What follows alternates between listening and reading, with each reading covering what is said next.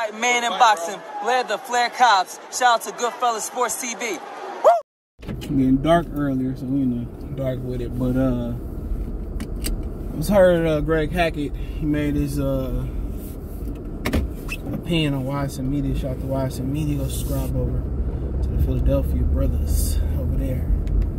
And he basically said that Terence Crawford hit harder than Errol Spence. Now I told y'all, depending on what order I upload these, I put these videos in. But I told y'all on the Crawford Porter video, I try to order that one first. Put that one first. Now I'm gonna talk about this. So, like I said before, man, a lot of times on this level of boxing, that really don't matter.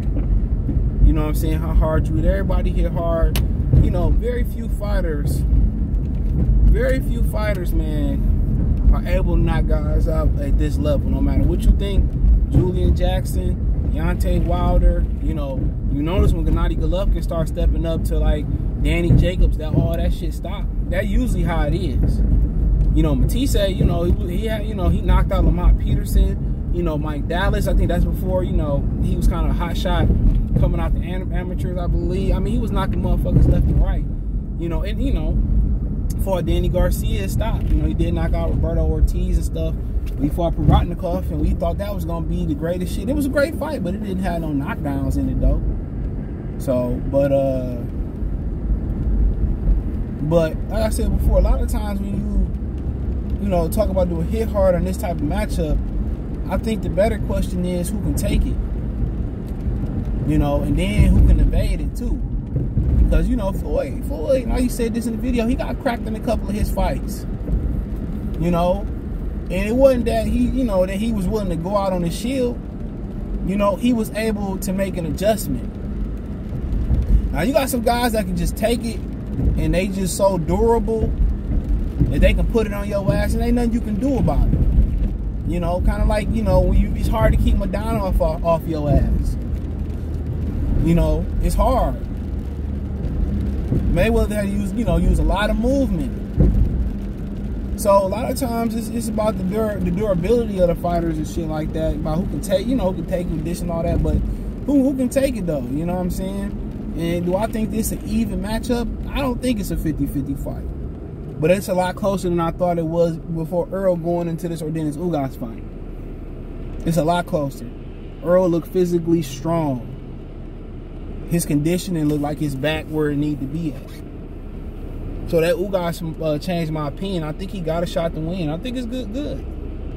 I'm probably about to say about how I feel right now before I watch the tape. I'm really sitting about 60-40. Terence Crawford way. Did the layoff worry me a little bit? Of course. Anytime you talking about fighters above 30 having layoffs, of course you worry. It's gonna, they fight in November. It's gonna be over a year. But of course you worry. But I mean, at the end of the day, that play a part. But these dudes stay sharp in the gym. But yeah, Crawford got more knockouts, like Greg Hackett said, shout out to him, than Spence got fights. And a lot of people got to remember at 35, Crawford was, he was malnutrition. He wasn't nutrition right. He wasn't making that weight right. So 40, he got stronger. And 47 is perfect for where he need to be at for his age and his time in his career. And it looked like he in the pinnacle right now. He had the perfect weight. I got my dad's oldest dog is, they say he the perfect weight for his age. It's kind of the perfect for Terence Crawford right now. And is it that he hit harder? Probably not per se. He just know how to set his shots up and he follow his work. And he a deadly finisher. And I just mean that as lethal. Not deadly, but you know what I kind of mean. Like, he nice with finishing that shit. And Errol Spence don't set his shots up. And Errol Spence don't have a punch variety. He don't have a hook. Frank Martin got a hell of a hook. Jamel Charlo got a good hell of a hook. Errol Spence don't have that natural hook. He don't really set his shots up. A lot of things with Errol Spence is volume, overwhelming you. It's fundamental, technical, straight shots. I mean, A lot of things he do is, you know, is technically right. But sometimes you need a little bit of that flyboy shit. You need a little bit of that Vitaly Klitschko, that wild cowboy type of style. You need a little bit of unconventional. Be unconventional a little bit. You need a little bit of that awkwardness. You know, because that make it tough for people to figure out. You know, Manny Pacquiao made a career off of, you know, his angles and feints, and, you know, people not knowing how to deal with his angles and feints. You know what I'm saying? Then he made a living off of that shit. So when you talk about, you know, Errol Spence, everything is just done fundamentally. You know, the shots come off right. You know, where they coming off, where they landing at, what he trying to do, but you ain't gonna be able to overwhelm everybody at this level, and that's why his knockout stopped. And his nutrition wasn't right neither. His nutrition, you know, he wasn't making the weight the way he was supposed to make the weight. So that all that, I think the nutrition had more to do with it than actual than the style. But you know, so a lot go into that. A lot goes into kind of all of that, man. I had to stop, but a lot kind of go into that. So it's like, man, you know, setting up shots and all that. But Errol Spence, he just like to just really step on the gas, and he ain't really like, you know, to have the physical like activity, or he ain't been like cutting the weight where he could really mash on the pedal. But he just want to go and get it tough. He just dig down and get to working. But Terence Crawford is more complex in his approach. He make the adjustments. You know, and he set the shots up. And not only do he adjust and he set the shots up, he gonna follow that. He gonna follow up. He gonna follow up. So, you know, he setting shots. He making adjustments. He setting the shots up. He not dependent on one shot. Like that Sean Porter knockdown where Sean Tony took that knee. Like he threw a couple shots and a couple landed, but I think it was like a right hook or a left hook he had come behind it that had missed. He always in position to capitalize. That's pretty much what I can say. Even if he missed you with 1, 2, either he in a position to get on defense and get out the way, or he in position to throw 3, 4, 5. And he accurate.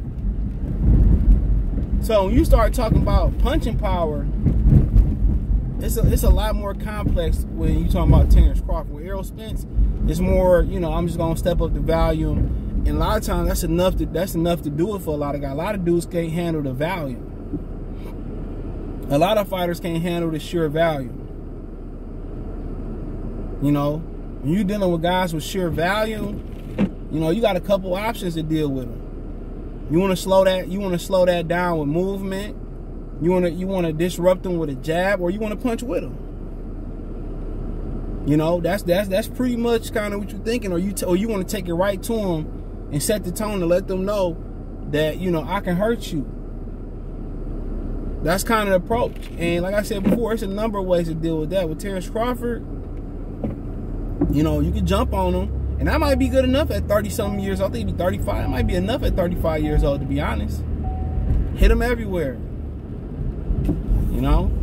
Or it might not be enough. So, I mean, like I said before, when you're dealing with Terence Crawford, you know, the jab is going to be critical for Errol Spence. And it's going to be the lead hit, going to be critical for both guys. But you're dealing with Terence Crawford, it's just some complexity there, bro. I mean, really, you want to catch him out of position, too.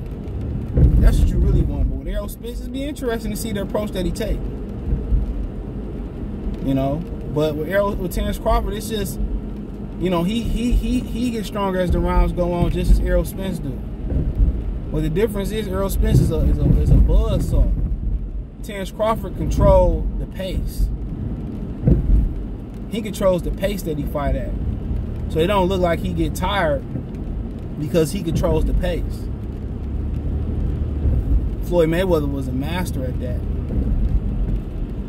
He controlled the pace.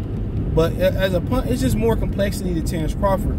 As sure just straight, punch and hurt you. It might be Errol Spence. To be honest, you never know. It might be Errol Spence. But Terence Crawford, his power is similar to Deontay Wilder's in a sort from a source of where they torque punchers. They kind of like torque wrench. You notice the where they power come from the torso. A lot of the snap on their punches come from that, like a torque wrench, kind of like that and shit. Like that's how they punching power come. It's more of a snap, and that's where Deontay, get his power from. That's where his power generated from. And if you really look at Terence Crawford, look at how Terence Crawford is built. Next time y'all look at him, he exactly how you want a fighter to be built. He heavy at the bottom like Pacquiao, but he lean up top. That's where you want the muscle at. If like Deontay Wilder in that second Fury fight and the third one, all the weight that Deontay Wilder was putting on should have went to his lower body. A lot of it, maybe all that should have went to his lower body. That's what's them legs is what keep you in the game. Them legs and the core is where your strength is, especially the way them two punch. The legs and the core is where their power is generated from. And Crawford is built heavy at the bottom. That's what people are like, oh, you little and all that. But if you look at Crawford's legs, bro, he got some big ass legs. And now you starting to understand why. Once you start looking at the way Crawford built, that's kind of how you want a fighter to be built. And them legs is the reason he stay in the game. He don't need that bulk up top. Unless you bodybuilding or whatever the situation is. But yeah, Crawford is just the more complex puncher. It's not even just about being a harder puncher. It's more complexities. You know what you're getting from Errol Spence, but a lot of people can't handle the volume. You've seen that with Manny Pacquiao. It wasn't just the angles, the feints. It was just the volume.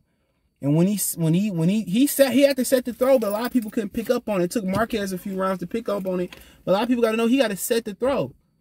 And a lot of guys just couldn't pick up on it. The speed and the volume. He could do it when he get to move his hands, everybody cover up. But you gotta punch with motherfuckers like him and Errol Spence. That's the difference. You gotta punch with them. But it is what it is. Let me know what you girls and guys think. Thumbs up the video, share the video, subscribe to the channel. The subscribe button is the bell icon button.